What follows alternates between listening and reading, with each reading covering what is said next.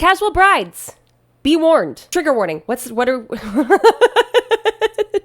don't know why I'm posting this other than to just vent, potentially warn future brides to not trust their planners. Here's a list of everything that came apart at the seams the day of my wedding. I'll preface it that it was still the most spectacular day due to the amazing venue and their staff, but I knew about everything that went wrong. Here goes. Hey. 1, we meticulously went over shuttle lists from the hotels, like 4 to 5 times. The shuttle drivers then made my guests drive around for 45 minutes when it should have been a 10-minute drive, bouncing from hotel to hotel looking for guests. I never got a straight answer on why this happened. Because shuttles suck. Who missed that video? Give you a hint. It's the same outfit. I just recorded it, but it's weeks later. It's called batch working, sweetie. Look it up. Shuttles always take longer than you think. And they were just supposed to bounce around from hotel to hotel. Like, I don't understand what the problem is. How are they just supposed to like show up and if no one's at the curb, they're just supposed to leave? Like this shuttles take time. Okay, I'm not gonna repeat that video. 2, because of the delay, about half the wedding guests passed by me on their way to their seats as I was standing in the back. Not the biggest deal, but ruined the moment of having a big reveal. Half of them? Okay, so this is on the planner. I usually wait to the end to start giving my 2 cents, but I'm not gonna do that here. This is on the planner. If you go, what we typically do before we even kick off a ceremony or move the couple or anything is we go count heads. We go see how many people are seated or generally in the ceremony space before we even kickstart things. So if I look and I see half the people are missing, then I'm like, oh, we got a problem. I'll never forget, there's this one venue where the venue owner literally was like, and I think it was like the 4th wedding I'd worked ever. The venue owner was like, hey, we can't start the wedding. And I was like, what are you talking about? We can't start the wedding. He's like, there's not enough cars in the parking lot. Like, what are you talking about? And he was like, here's the guest count I have. I was like, here's the guest count I have. Went to go confirm with the bride. Yeah, she just didn't end up giving the revised guest count to the venue owner. But like, shout out to him for even being aware and going to count and generally guesstimating the right amount of guests. But also, that's too much math for me, okay? I'll just sit there and count guests. But if you're doing this, if you're a planner and you're doing this, be sure to also take into account family members and wedding party, because that could be another 20 people just milling about somewhere that are not in the ceremony space. You might have more people there than you thought. That was an early rookie mistake on my part, being like, we're still missing 40 people, and 20 of them are right there. And I'm like, oh, we're missing 20 out of 150. Okay, so maybe we could start. Maybe it's not as bad as I thought. Back to where I was standing, we got married on an island and rain was in the forecast. We all knew this, but weren't worried because we knew it would pass. Cut to me standing behind a push, I'm assuming you mean bush, in an ever-growing puddle with just a tiny umbrella when there were numerous beach umbrellas available for use. My planners didn't even think to set one up even though they knew it was going to rain and took about 25 minutes to finally get me one. Needless to say, by then I am pissed. Again, this is on the planners, 100%. She should not be standing there. She shouldn't be standing in a puddle for 25 minutes. My guess is because of the shuttle situation, again, shuttles suck. They suck. And we're waiting on a bunch of guests. We should not have preemptively brought the bride out before we knew how many people we had there. And then especially if she's standing in the rain. She should move. A beach umbrella, though, is not going to save her shoes from the puddle that she's standing in. So she shouldn't have been there. While standing there, I can hear the music. They're playing the wrong playlist. DJ was playing the party songs when he was meant to play the pre-reception songs that were more romantic. Again, I went over this with the planners numerous times and had everything linked to an Excel sheet with Spotify links. This sucks because this is kind of on more so the DJ. Like it's on them for screwing it up. And when you're just sitting there listening to it, just being like, oh my gosh, there's literally nothing I could do right now. And also, what DJ plays party music pre-ceremony? We all know the vibes, okay? We know how this goes. Vitamin String Quartet before everything kicks off, or something soft, subtle, kind of romancy, you know what I mean? And then throughout the ceremony, obviously, your song's of choice. And then after the ceremony, we kind of tick into some more upbeat music, right? We want it upbeat for immediately after the ceremony. And then we go to cocktail hour, and we want something a little more jazzy, okay? I don't mind some Sinatra, okay? I'm feeling a little bit more moody romantic. You know what I mean? That's where we're at. And then we're during dinner. And it could be more Sinatra, okay? Old Blue Eyes. Could anybody croon like him? I submit that they cannot. Or, of course, like the dinner classic, the Bublé. Always dominating the speakers during dinner time. And then when it's time to finally get to the dancing portion, that's when the DJ amps up the music. So the fact that he's like playing this, unless he like can't read the language that this was written in, is wild. Like he should understand the pacing, the vibe, from like romancy to moody romance to party on the dance floor. I don't blame the planner for this. I blame the DJ. I had custom drink stirrers made with our pet. They weren't put out, and I had to tell the bartenders where they were for our cocktails. Oh, this is one of those things that's like, this could just be an honest mistake. Like, seriously could be an honest mistake. So many things, especially when like couples get hyper specific on things. This is why I always ask for a list of DIYs or little additions like this before, like at our final details meeting, because I kind of need to know. I need to know all those little things. Like, I don't want to be surprised on your wedding day when there's a detail like this that I'm just not aware of. But even if I am, sometimes stuff like this does fall through the cracks. So I'm going to give grace to the planner on this one. I'm going to give grace to the bartenders on this one. Should it have happened? Probably not, but it is a really small detail that can be easily overlooked. But it's not stacking well in the planner's favor. 6, my husband is Jewish and we wanted to do the hora. We never did it because the DJ didn't have it ready and couldn't download it on site even though it was sent to him. Again, that's a DJ problem. It's not a planner problem. I will tell you the number one vendor I have issues with. Number one, and this is why I think they're so important, why good ones need to be cherished, is DJs. And I tell you what, when I show up and the DJ's wearing a fedora, I know I have every right to be concerned. So in a situation like that, I mean, you're just kind of stuck. I mean, you already said you're on an island. It wasn't downloaded in time. That is really unfortunate. The DJ probably should have done that. There probably should have been a note on that, but that's not the planner's fault. Maybe if I could, I would have sent someone off-site where there was service and we were capable of downloading it. I've literally had this happen with a DJ. He brought a book of CDs. This is like, I'm not that old, okay?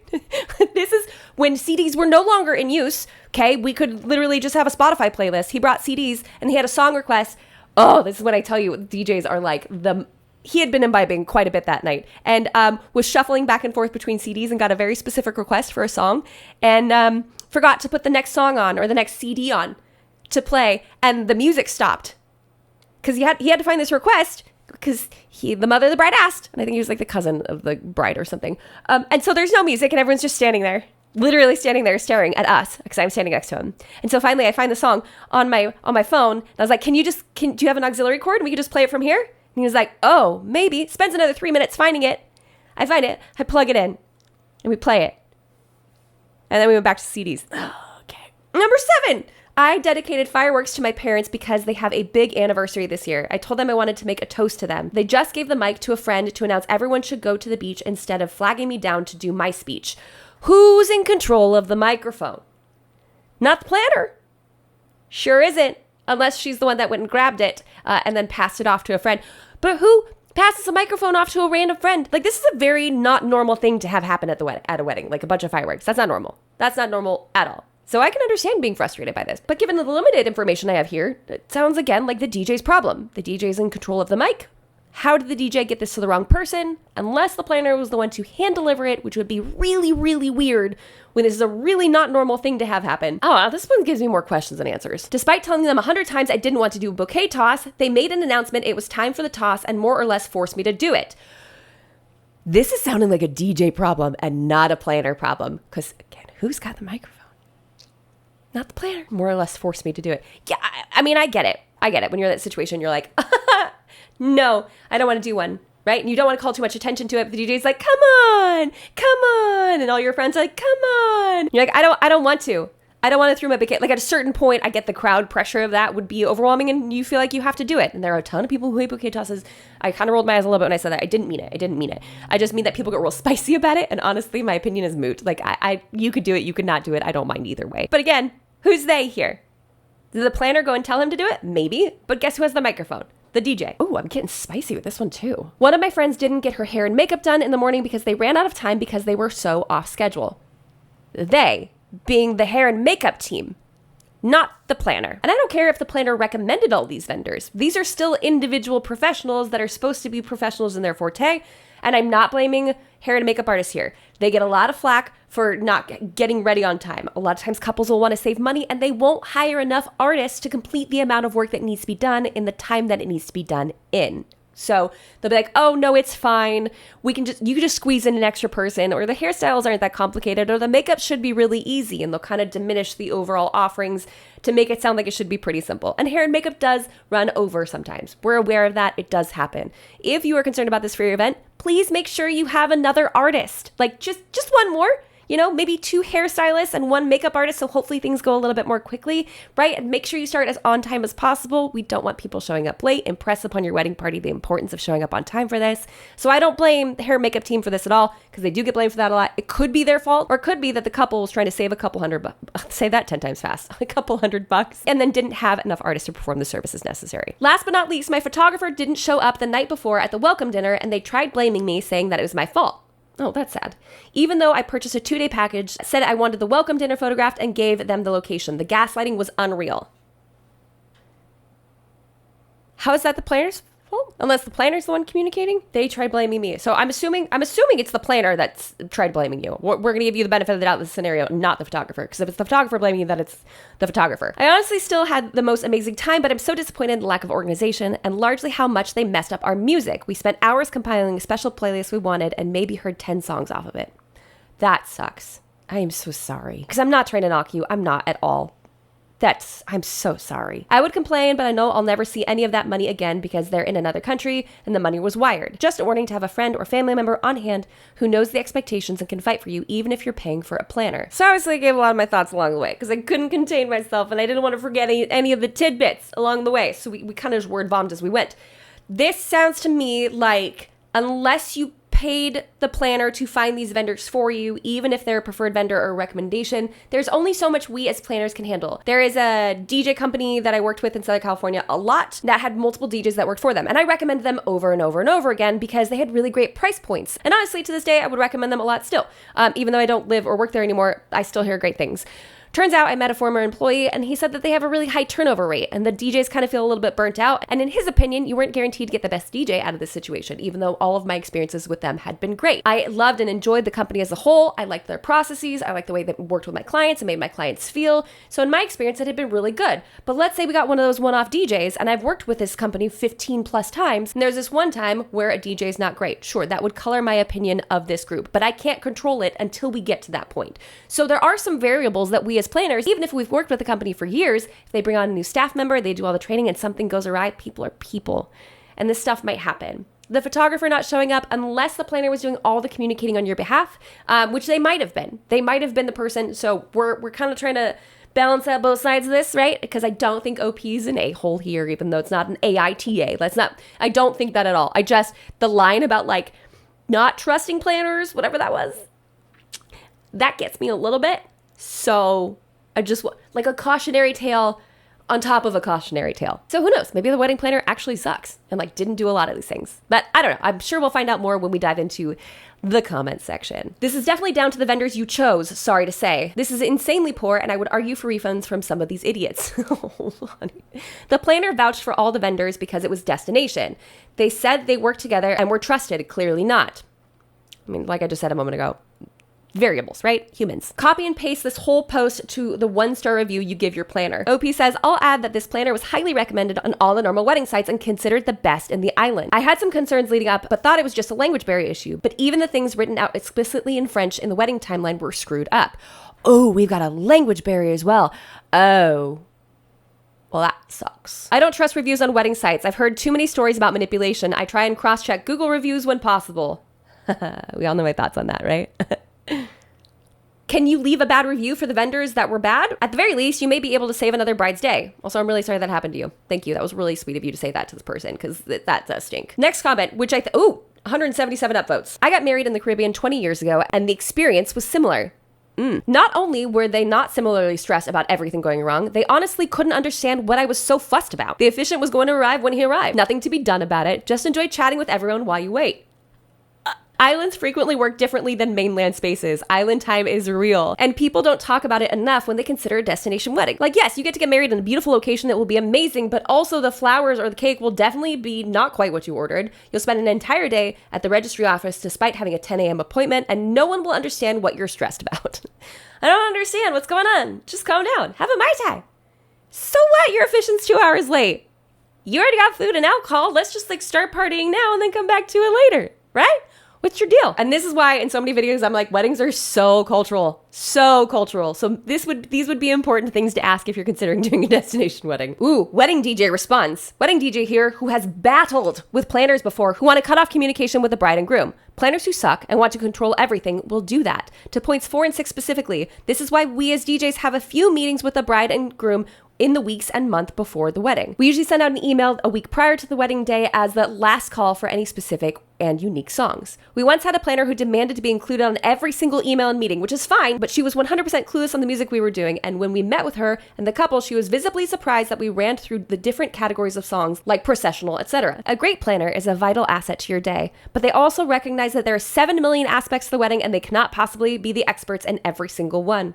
They should be making sure nothing is missed while still understanding when to let the professional for that particular aspect take the lead. Your planner sounds like they sucked hard. My job at a wedding is to make sure that everyone has the ability to do their jobs as successfully as possible and as timely as possible.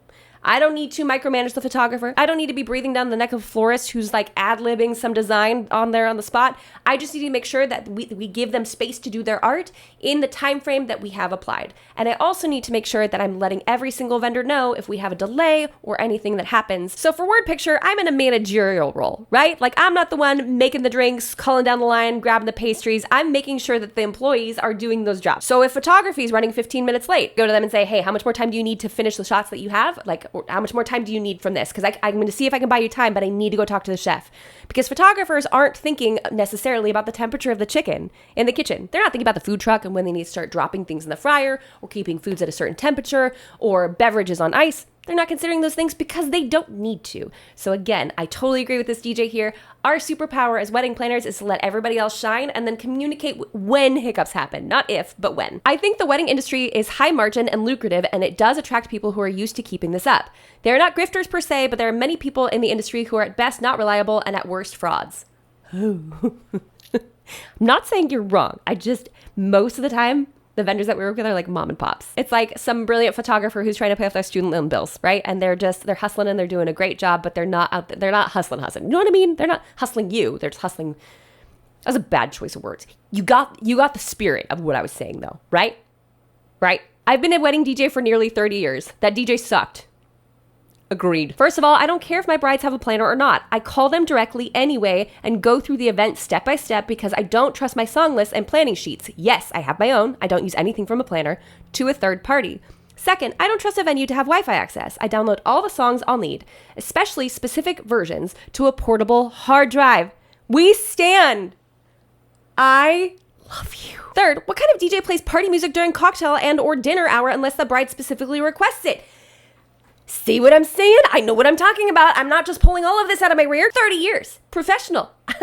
Totally backed me up. I'm sorry you got a bad planner and a bad DJ that really does suck, but I think you're going way too far in saying to not trust wedding planners at all. Mine was great and did everything right. I couldn't have done my wedding without them. With wedding vendors, it is best to interview several of them in person before you choose one and make the deposit. I don't think it needs to be in person, but I do think that you do need to interview your vendors. Then you take time to go over things like playlists directly with the DJ and the planner in person. Again, in-person part doesn't matter. I'm a Zoom fan for sure. I think probably you having a destination wedding that's a lot of probablys, made it too hard for you to do all of this. You'd have probably had to fly to the island multiple times to get all these meetings done. Honestly, this is why destination weddings aren't the greatest idea. Or if you have one, don't expect the level of detail wedding you'd have at home. OP said, I did fly up there multiple times. I'm not saying don't trust them at all. I'm saying have someone on your team as backup. I think that was my miss, not having a friend/family member clued into the agenda so someone else can step in. Hopping on to second this idea, one of my bridesmaids noticed something small was off. Wrong color koozies were at the bar and informed my planner. Truly not the biggest deal, but had they not known the plan, they wouldn't have known something was wrong. But if you're going to have a family member oversee it, why hire a planner in the first place? As a backup. I don't know how else to explain. I did go over these things in person and in detail multiple times over the month leading up to it. I had a conversation with the DJ. I'm expressing my shock they didn't stick to the plan of it. And of course, I interviewed them. So let me get this straight. The planner recommended them, and you're like, cool.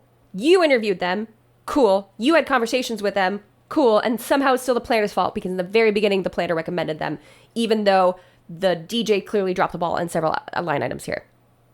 But it's the planner's fault. I think you got a bad planner. I think you have every right to ask for your money back, especially if you paid the $1 to $3K on an independent wedding planner. Oh, that's not bad. That's okay. If this was just a planner that was included in your venue, or was a cheap one, then I think your expectations of this planner were too high. Yes, you or someone should have overseen them. Although some blame definitely goes to your DJ for not playing the proper ceremony music.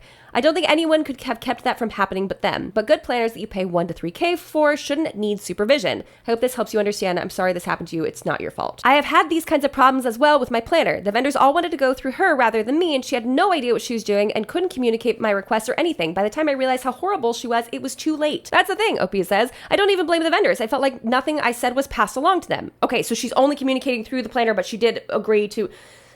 That's so weird. I don't understand the point of this at all, especially for the DJ where you are making all sorts of specific requests. Why the middleman? Yep, I'm okay. This is why you always got to go to the comments and read a little bit further. It sounds like the planner was doing most of the communication on their behalf. So that's a big no for me. One, I'm a single person, right? Not single, but like single. And I can only communicate so much information. Like we were talking about the stirrers earlier. That 100% sounds like something I might forget. I just might, okay? Human, it happens. And also, if I don't have a full list of DIYs, or if like someone tosses something on at the last minute, like there was this one scenario where the groom was the son of someone who owns a pie shop, and they told me they wanted to use pie tins, like the disposable aluminum pie tins as the plates for his catering. And I was like, okay, that's weird, but let's do it. Let's roll with it. It's cute because we're getting married outside the pie shop. Sweet, right? And then they decided to rent plates at the last minute and didn't tell me. So I start serving the food on the pie tins, and then I get flagged down by the couple, and they're like, no, we have plates. I'm like, cool. When did you have those? They're like, yesterday. Cool. That's fine. Also, a little anecdotal side note. This is when my son was an infant, and I was still nursing at the time, and we decided to bring the whole family, not to the wedding, they were at an Airbnb, but he was sitting outside with my husband in the parking lot, screaming his head off, waiting for me to come feed him. And then I had to figure out how to switch all the plates around. It was not my finest event. Yeah, not my finest. But that kind of stuff is normal. It falls through the cracks. It happens. Glad I got more context. I feel like my opinion's changed just a little bit. I am not the type of planner that does communication for my clients to every single vendor for everything. Why? Because I would have to charge a metric butt ton of money to do that. That is a very high-end, very full-service style of wedding planning where you're paying not $1,000 to $3,000 for a wedding planner, okay? $1,000 to $3,000 is the range of a day of coordinator or month of coordinator, pick your term, in my opinion. If you are paying a wedding planner that you're meeting with monthly $1,000, you need to adjust your expectations accordingly. If this planner is handling all of your communication for you for months and months and months, and after you've interviewed the vendors and you're like, yep, sounds good, and your planner is the sole source of communication. That's it. Sole source. We're talking thousands and thousands of dollars for that level of planner. So I don't blame the couple at all. There's no way they could have known. There's no way they could have predicted. Obviously, the bride has a great outlook on this. Even after the event, she's just like, hey, cautionary tale, just beware, have someone else in your court, which I think is a really good idea. Just pass along some of the information or make sure people know enough. Maybe you have one of those small little DIY details you really want to make sure stands out on your wedding day or gets utilized properly. But at a certain point, it's not logical to have a family member or friend know everything about your event when you've hired a planner. This is just a scenario where it just came out bad. And if the planner was doing all the communicating on your behalf, I'm so sorry. Well, I know every industry has their issues, their own set of duds. This is not common. And at the end of the day, this could just be a little bit of a warning for anyone who wants to have a destination wedding in a country whose native language is not your own. You absolutely increase the risks of something like this happening simply because you can't communicate with all of your vendors properly. Or if you're not communicating with your vendors directly, then you're hoping that your planner is handling everything perfectly, which can be a little disconcerting. If you're in a situation like this and you are concerned, you can ask to be CC'd on things. I think that's perfectly fine. Obviously, for some, that may negate the point of a planner if you're looking to have someone handle it all for you, so it could be as stress-free as possible. But if the price is low, and there's a language barrier, and they come recommended from the planner, but you don't talk to them after you interview them, all of those are just like dark orange flags leading up to the event from me. So that's what we have for today's video, guys. Thank you so much for watching. If you like the video, jump on down there, like the video, and subscribe to this channel for more tips and tricks for the modern day bride. And you want to know one planner that doesn't suck? Me, online. Great transition. Come join me in the master plan. It's where I get to be your online wedding planner and walk you through everything, like from start to finish, from A to wedding day, of all the things that you need to cover. I do live monthly phone calls. I'm telling you, like, this is the most affordable way to have access to a real live professional wedding planner. And so you won't run into situations like this. I can just guide you along the way, and you can still talk to your vendors, right? Sounds good. Of course, you'll find that linked down below. And until next week, bye guys.